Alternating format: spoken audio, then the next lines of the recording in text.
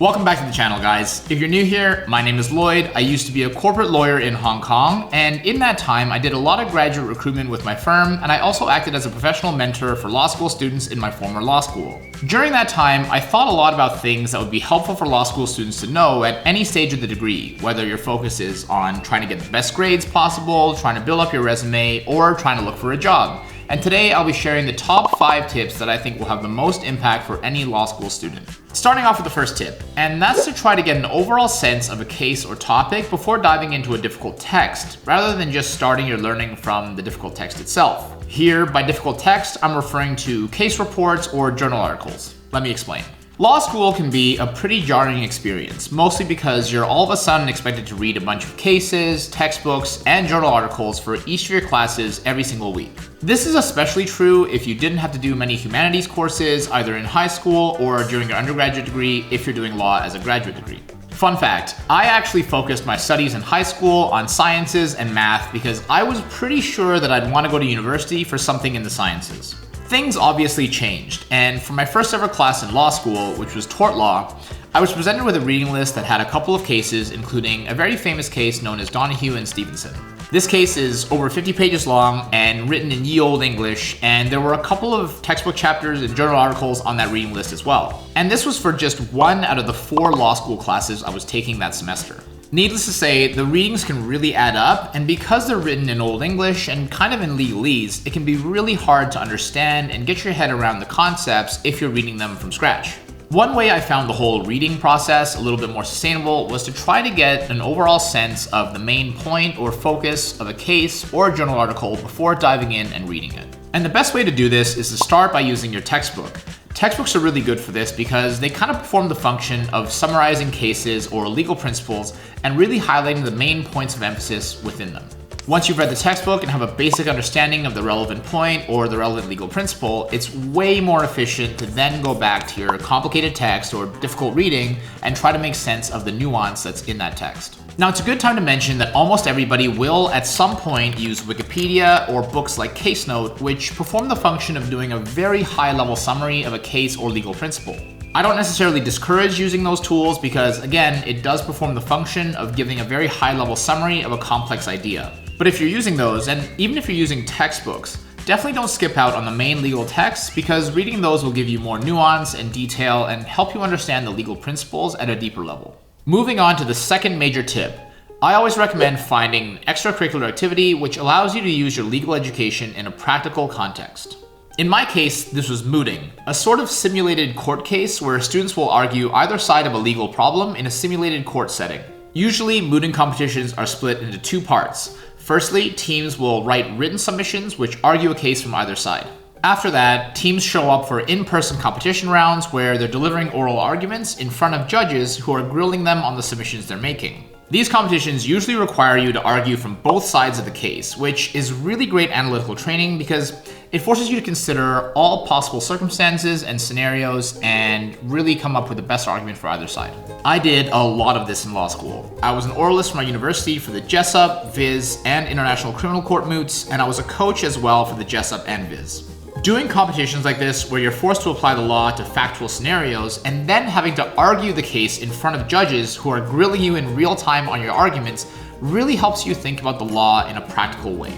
In my time doing this, I can honestly say that doing these competitions helped me become a better lawyer than my classes ever did. Now, of course, it's not to say that the classes don't have value. It's by going to classes that you develop the fundamental understanding of legal principles that really helps you build that knowledge base for becoming a lawyer. But for me, it was definitely the application of these legal principles in a practical setting that helped me think about how best to argue a case or how best to apply the law and really think like a lawyer. A lot of the time, law school can get really academic, and remember that the practice of law is called a practice for a reason. At the end of the day, the purpose of law is to be applied to real-life scenarios, so it's really great training as a law school student, in my opinion, to do these types of practical exercises, even if your goal might be to end up in academia one day.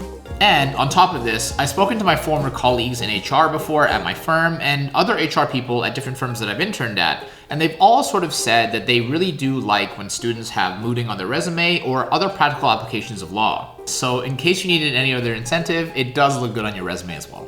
If mooting is not available at your school or if spaces are really limited for whatever reason, It's good to look for other practical things as well, like written case competitions or even debates. The style of these will be different from an actual moot, and they won't really follow court procedure, but they'll still be helpful in a pinch. The third tip is to definitely practice your exam technique by doing past paper exams. Chances are you'll have no experience with legal writing when you enter law school. This is normal. The only way to practice, particularly for the type of questions you'll be asked in an exam setting, is to do past paper exams. Most universities will have a past paper database with access to all questions from past year's exams, and it's a really great idea to take some of these and practice with them, especially if you're not feeling super confident in your writing technique or if you just find that subject really difficult. It's even better if you can ask someone like your professor or maybe a supervisor or a tutor to look at one or two of your past paper exams, grade it for you, and give you some feedback on your performance. This is a technique that I actually started employing back in high school. As I mentioned, back then I was a huge science nerd and I wasn't really into the humanities that much. But to get into law school, I needed to have a really good English grade and I just wasn't that good at writing. I asked my English teacher back then if she was willing to grade 2 past paper exams of mine every single week, which is kind of a lot, so I was pretty surprised that she actually said yes. But she was great and she wanted to help provided I was willing to put in the work. So twice a week, I'd go to her room after school and I'd write a past paper within the same amount of time that I would have to write the actual exam, and she would grade it for me on the spot. My performance on these papers steadily improved over time with the real-time feedback that I was getting, and as a result of that, I was able to get the English grade I needed and actually ended up graduating top 5 in my high school class. I was obviously really lucky in having this English teacher that was willing to put in a lot of time to help me get where I needed to go. And honestly, even if you can find someone to read 1 or 2 of your past papers in law school, it'll go a huge way in helping you identify things you need to work on and helping you with your own exam technique. If you unfortunately can't find someone who's willing to go through one of your practice exams with you, it is possible to ask your professor or supervisor to look through one of your exam papers after they've graded it and give you feedback. Even though that won't help you with that particular exam, that will help you going forward, so if you can do this early on, it's super helpful. And if you can't find someone who's willing to do even that, still put in the time to do the practice papers. It is possible to review your own papers and read through them and see things that you could be doing better, especially if you're referring to your textbook and your notes as you're reviewing. Nothing helps to reinforce skills better than doing the actual thing itself. So if you're trying to improve on your legal writing or your exam taking technique, nothing helps better than to practice with actual exam questions. Make sure that if you are doing any past paper exams, that you do them with the same limitations that you would have if you're writing the actual exam. For instance, to do it in a time setting and writing it on pen and paper if that's something that your law school does. Emulating the exact same experience as you will have in the exam is the only way to accurately represent where you might be at any given time.